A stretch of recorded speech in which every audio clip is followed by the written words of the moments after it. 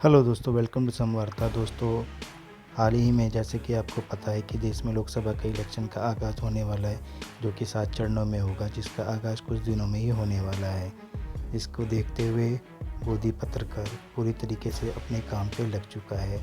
दोस्तों, आज की वीडियो में आप देखेंगे कि गोदी पत्रकार किस तरह से विपक्ष की पार्टियों से सवाल कर रहा है, जो कि अभी 10 साल का रिपोर्ट कार्ड उनको देश में सत्ता कर रही बीजेपी से करना चाहिए।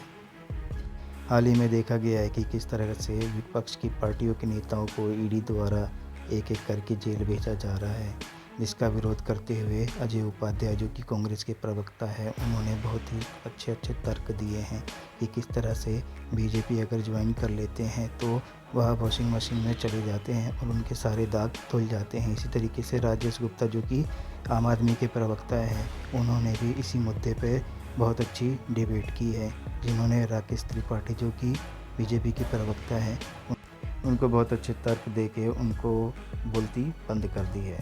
दोस्तों, इस वीडियो को आप पूरा देखिए और अगर आपको वीडियो अच्छा लगे तो इस चैनल को सब्सक्राइब करना ना भूलें। तो चलिए शुरू करते हैं। चलो भाई, देखो अब मैं क्या करता हूँ। अंजना जी,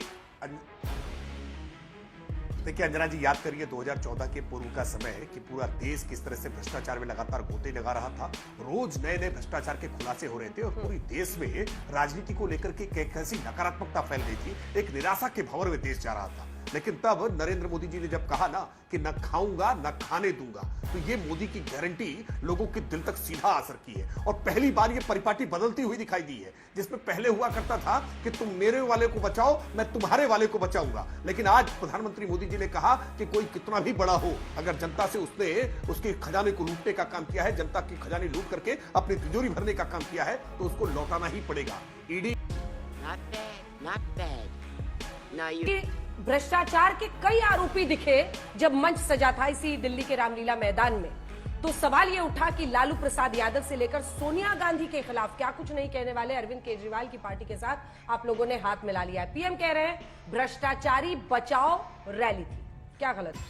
तेरा तो गेम बजाना पड़ेगा। देखिए, जब मोदी जी भ्रष्टाचारी की बात करते हैं, भ्रष्टाचारियों को सजा देने की, सबक सिखाने की बात करते हैं, तो वाकई अब जनता को हंसी आती है जब से इलेक्ट्रोल बॉन्ड घोटाला हुआ है और लगभग 8200 करोड़ रुपए का भाजपा ने घोटाला किया है। दुर्भाग्य से जो अपने को सबसे बड़ी पार्टी का दावा करने वाली भाजपा है, प्रधानमंत्री जी ने अपने करतूतों से इतनी बड़ी पार्टी को भी कटघरे में खड़ा कर दिया और भ्रष्टाचार के कारण जो है आज वो मुंह दिखाने के लायक उनके कार्यकर्ता नहीं है। जब भी बात करते हैं महोदय, तो मुझे तो लगता है आजकल टेलीप्रॉम्प्टर जो प्रधानमंत्री जी का है, वो स्क्रिप्ट वही पुराना चल रहा है। किसी को बताना चाहिए स्क्रिप्ट उनका चेंज हो जाए तो ज्यादा अच्छा गजब बेइज्जती है। वो वाली कहावत सुनी है ना कि 100 चूहे खा के दिल्ली चली भाजपा कार्यालय। आजकल वो नया जुमला चला है पीएम साहब के साथ।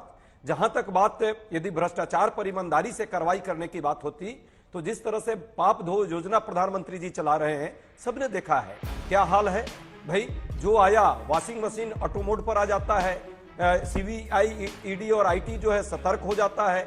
जब गला फाड़ के नाटकीय अंदाज में प्रधानमंत्री जी भ्रष्टाचारियों के बारे में बोलते हैं, तो सबको याद जनार्दन रेड्डी से लेकर के नवीन जिंदल से लेकर के और सारे जो लोग आए हैं भाजपा में, और भाजपा वाले भी डर जाते हैं। उनको लगता है कि अब कोई बड़ा नेता आ रहा है और वो मेरे हक को खाएगा और वो जो है हमें दरी बिछानी पड़ेगी। और जिसके विरुद्ध में हमने चक्की पिसिंग किया था, सारे जगह झूठ का जाल फैलाया था, आज जो है वो हमारे सिर पर बैठ करके जो है कहीं ना कहीं बोलेगा। क्या बात है सर, क्या बात है सर, क्या बात, ये बात है। राजेश गुप्ता जी, क्या लीडरशिप की क्रेडिबिलिटी सबसे बड़ा फैक्टर और चुनौती नहीं है आप लोगों के लिए? ये सवाल मैं इसलिए पूछ रही हूं क्योंकि आप देखिए ना, प्रधानमंत्री नरेंद्र मोदी पर चौकीदार को लेकर पिछली बार भी इनकी पार्टी ने एक नारा दिया था, जो कि एक पीएम के लिए अशोभनीय माना गया। रफाल सौदे पर कुछ असर नहीं हुआ, बीजेपी की सीटें बढ़ गई, वो 303 पर।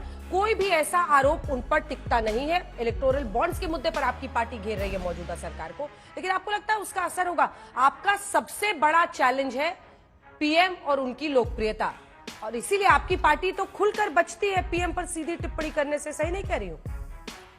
कौन है ये लोग, कहां से आते हैं? अंजना जी, हमारे लिए सबसे बड़ा चैलेंज है इस देश के संविधान को बचाना। आपने कहा कि पिछली बार भी उन पे आरोप लगे, राफेल के लगे, लेकिन वो फिर भी वो जीत गए। लेकिन जीत और हार हमेशा ये नहीं मान लेना चाहिए कि जो कुछ भी हो रहा है सही हो रहा है। नहीं तो मेरे भाजपा के मित्र मान लेंगे कि लगातार कांग्रेस जीतती रही, इंदिरा गांधी इमरजेंसी की जीत के बाद भी इमरजेंसी के बाद भी जीत गई, तो ये तो नहीं माना जाएगा कि वो सब कुछ ठीक कर रही थी। तो ऐसा हम नहीं मानते। आपने कहा कि लीडरशिप का जो सवाल है, मेरा ये मानना है कि मोदी जी को तो बहुत बड़ी पार्टी मिली थी, बहुत बड़ा आरएसएस का समर्थन मिला था, लेकिन केजरीवाल जी ने तो बिल्कुल जीरो से खड़ी करके एक पार्टी खड़ी करी। 10 सालों में राष्ट्रीय पार्टी बना ली, 2 बड़े बड़े स्टेट्स में सरकार है, एक स्टेट में 3 बार सरकार आई है और M30 तक में भाजपा को हरा दिया। तो लीडरशिप का क्राइसिस अगर कहीं है तो कम से कम हमारे यहाँ तो नहीं है। हमारे यहाँ तो एकदम क्लियर है कि अरविंद केजरीवाल हमारे नेता है और मुझे लगता है कि अब बहुत सारे लोग और भी बहुत उम्मीदों के साथ उनको देख रहे हैं। ठीक है, यही नहीं, अभी और सुनिए। एक काउंटर क्वेश्चन है सर आपसे, क्योंकि चूंकि आपने मुख्यमंत्री जी पर टिप्पणी की है और मुख्यमंत्री जेल में है, अब आप जनता के साथ क्या ये अन्याय नहीं है? ये सवाल मैं आपसे पलटकर इसलिए पूछ रही हूं क्योंकि सबसे बड़ी जो लड़ाई अभी चल रही है वो अरविंद केजरीवाल पर ही एक्शन की वजह से चल रही है ना। पीएम कहते हैं भ्रष्टाचारियों को छोड़ूंगा नहीं, जेल में है, जेल से कहते हैं सरकार चलाएंगे। कैसा प्रेसिडेंस है ये डेमोक्रेसी में? कल से किसी भी नेता पर आरोप लगेगा, वो इस्तीफा क्यों देगा? क्योंकि अरविंद केजरीवाल ने नहीं दिया था। एक प्रेसिडेंस बन रहा है ना।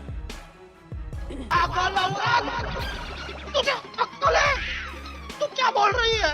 अंजना जी, जब भाजपा में मोदी जी ये कहते हैं कि किसी भ्रष्टाचारी को छोड़ूंगा नहीं, तो बिल्कुल ठीक कहते हैं।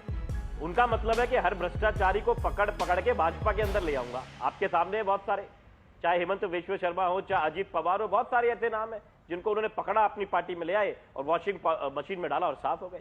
दूसरी बात, आपने कहा क्या दिल्ली की जनता के साथ में ये अन्याय है? मैं बिल्कुल मानता हूं, लेकिन ये अन्याय कौन कर रहा है? दिल्ली के दुलारे सबसे लोकप्रिय मुख्यमंत्री को, जिसको 3 बार दिल्ली की जनता ने जिताया और फिर M30 में जिताया, उसके ऊपर निराधार आरोप लगा के बंद कर दिया जाता। तू समझा? हाँ। नहीं, तू समझा नहीं। अगर आपको लगता है कि भारतीय जनता पार्टी से जुड़े हुए नेता किसी भी अपराध में वांछित है, किसी भी मामले भ्रष्टाचार के मामले में आरोपी है, तो उनके खिलाफ जाइए ना कोर्ट में, जाइए ना मजबूत पैरवी कीजिए। किया तो था आपने ना, पेगासस के मामले में भी आपने कहा कि मोबाइल के माध्यम से हमारी जासूसी कराई जा रही है। सुप्रीम कोर्ट ने कहा मोबाइल सौंप दीजिए, सारे नेता हाथ पीछे करके खड़े हो गए, एक कोई नेता सामने लेकर के नहीं आया। राफेल के मामले पर ऐसे ही आपने कोर्ट में मुक्की खाई है, तरह तरह के आरोप लगाते हैं, फिर कोर्ट में जाकर के माफी मांगते हैं। साले तभी मेरा माफ करना, गुस्से में इधर उधर निकल जाते हैं। 19 के नतीजे ये बताते हैं कि जनता का भरोसा आप पर नहीं है। कांग्रेस पार्टी कितनी सीटों पर पहुंच गई है, लेकिन ये इतने कॉर्पोरेट्स आपको पैसा दे रहे हैं तो पसंद करके दे रहे हैं। जनता की पसंद नहीं बन पा रहे, लेकिन कॉर्पोरेट्स की पसंद तो आप बन रहे हैं, जिन कंपनीज ने आपको भी पैसा दिया है।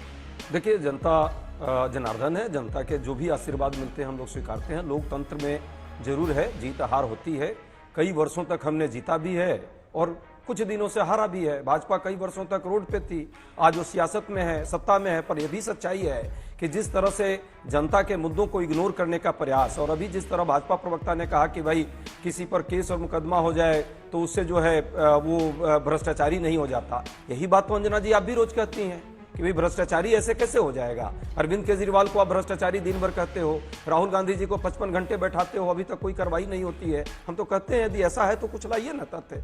ये सच्चाई पूरा देश देख रहा है कि भाजपा पाप धो योजना के तहत पीएम का एक योजना चल रहा है, जिसमें उनके पास चला जाता है तो वो भ्रष्टाचारी नहीं रहता। पहले उस पर छवि बिगाड़ो उस व्यक्ति की, किसी नेता की, विरोधी पक्ष की, उस पर दबाव बनाओ, और जब इनके यहाँ आ जाएगा तो वो वॉशिंग मशीन ऑटोमेटिक मोड पर आ जाता है। ये पूरा देश देख रहा है।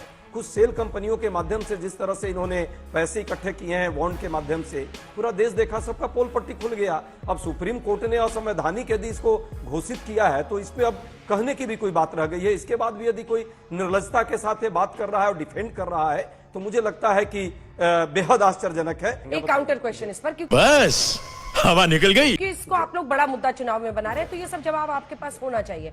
दूसरा सवाल ये है कि दूसरा तरीका अभी भी मौजूद है कि आप पैसा लेते हैं और आप अपने जो पार्टी की तरफ से फाइल करते हैं पेपर्स, अकाउंट जब आप फाइल करते हैं तो उसमें आप बता देते हैं। वो तरीका तो अभी भी था, फिर भी आप लोगों ने इलेक्टोरल बॉन्ड लिया, क्यों लिया? देखिए, कोई सेंस है इस बात की? जो परिस्थिति थी और जिस तरह से आपने सरकार ने जो तय किया, ये तो सरकार के द्वारा तय किया गया, जबरदस्ती तय किया, संसदीय प्रक्रिया का उल्लंघन किया गया, मनी बिल में लाकर किया गया। और हम अपने मैनिफेस्टो में बार बार कहते रहे आज भी कहते हैं और पहले भी कहते रहे, उठा कर देख लीजिए 2019 का मैनिफेस्टो मेरा, आते ही हम इसको खत्म करेंगे। ठीक है, जनता को जो मौका मिला जो उसने किया, लेकिन कोर्ट को लगा असंवैधानिक है, गलत है, तभी उसको खत्म किया है। और ये अब स्पष्ट हो गया है अंजना जी, ये मैं नहीं कह रहा हूँ, सेल कंपनियों के माध्यम से सुप्रीम कोर्ट ने तमाम जानकारियां सामने करने को कहा है और असंवैधानिक कहा है। अंजना जी, जिस अच्छा हमको सिखा दिया है तरह से इन्होंने अभी मामला सब जुडिस है। एसबीआई को जिस तरह रोकने का प्रयास, अभी मामला सब जिस तरह जुडिस है, बहाने फाइनल बनाने का वर्डिक्ट नहीं प्रयास, जिस तरह ईडी सीबीआई के माध्यम से कहीं ना कहीं हत्या वसूली गैंग चलाने का प्रयास, वो कंपनी जो शराब के घोटाले में संलिप्त यदि आप मानते हैं, उसी कंपनी ने इनको पैसा दिया, उस पर भी कोई कार्रवाई नहीं। क्या बात है, ये क्या राकेश जी जवाब दीजिए, उसके बाद से मैं आ रही हूँ गुप्ता जी। देखिए, मैं एक बात तो अजय उपाध्याय जी को बहुत स्पष्टता से कहूं, बार बार ये कहना कि सुप्रीम कोर्ट ने इसको खत्म कर दिया है, ये गलत है। मामला सब जुडिस है और अभी भी फाइनल वर्डिक्ट आना बाकी है। और कई बार जजेस के ऑब्जर्वेशन अलग प्रकार के होते हैं और फाइनल वर्डिक्ट अलग प्रकार का होता है। बहुत सारे तथ्य सामने आते हैं। मैं फिर इस बात को कह रहा हूं, कर इलेक्टोरल बॉन्ड को लेकर के जो भी सुप्रीम कोर्ट फैसला करेगी उसको हम स्वीकार करेंगे। अभी मजा आएगा ना भिड़ो। सेंट्रल विजिलेंस कमीशन का रिपोर्ट है और वो होम मिनिस्ट्री के अंतर्गत आती है। 1.5 लाख के लगभग जो है शिकायतें आपके बैठे हुए हैं प्रधानमंत्री जी जहां कार्यालयों में, मंत्रालयों में, वहां के अधिकारियों पर है।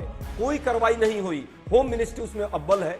जो कार्रवाई कर रही है भ्रष्टाचार पर की मुक्ति पर, वही सबसे ज्यादा भ्रष्टाचार में संलिप्त है। अडानी जी के बारे में आपने चर्चा की है, चूंकि शुरुआत में आप लगा कि अडानी के आप प्रवक्ता हो गए हैं। अरे भाई, अडानी जी से हम क्या कह रहे हैं? 25,000 करोड़ रुपए का जो सेल कंपनी का घपला है उस पर कार्रवाई कीजिए। और कोई भी पूंजीपतियों के विरुद्ध हम नहीं है। हम आपके मित्र बचाओ योजना जो आप चला रहे हैं, जिसमें बैंक को लूट करके विदेश गए और यहां रह करके जो लूट रहे हैं, उनके खिलाफ है। मजा आया, और मैं ये जो मजा है हिंदुस्तान के हर व्यक्ति को